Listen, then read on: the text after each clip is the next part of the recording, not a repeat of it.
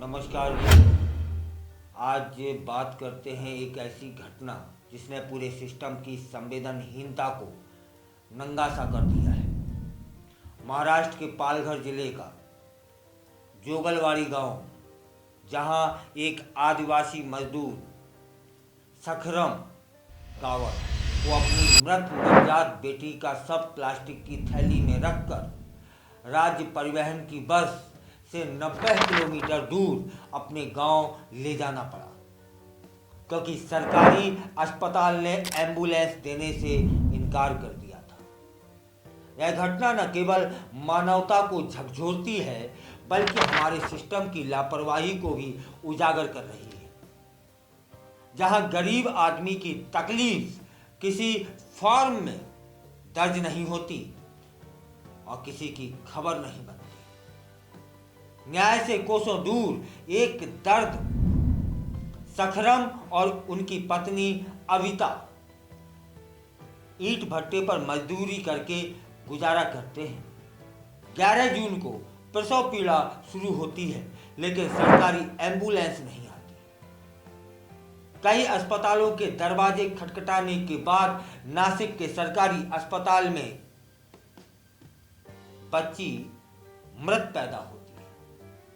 अगले दिन जब शव सौंपा गया तो सखरम ने उम्मीद जताई कि अस्पताल एम्बुलेंस तो देगी, लेकिन उसे कहा गया कि अपने स्तर पर इंतजाम करिए। तब फिर बेबस पिता ने 20 रुपए में एक प्लास्टिक की थैली खरीदी। उसमें बच्ची के शव को लपेटा और सामान्य यात्रियों से भरी बस में मौन रहा टूटा हुआ दिल लेकर अपने गांव लौटा। ना कोई सरकारी सुविधा, ना कोई सहानुभूति। अधिकारी कहते हैं कि सखरम ने स्वयं एम्बुलेंस लेने से मना किया, लेकिन क्या कोई पिता जो अपने बच्चे को खो चुका है अंतिम यात्रा के लिए भी मदद ठुकराएगा? प्रश्न यह है। अस्पताल, बस, थैली और एक मासूम बच्चे का नन्हा सा शव, यह एक फिल्म नहीं है, बल्कि आज के भारत की एक बेहद असहज करने वाली सच्चाई भी है। यह सिर्फ एक खबर नहीं है, एक सवाल है।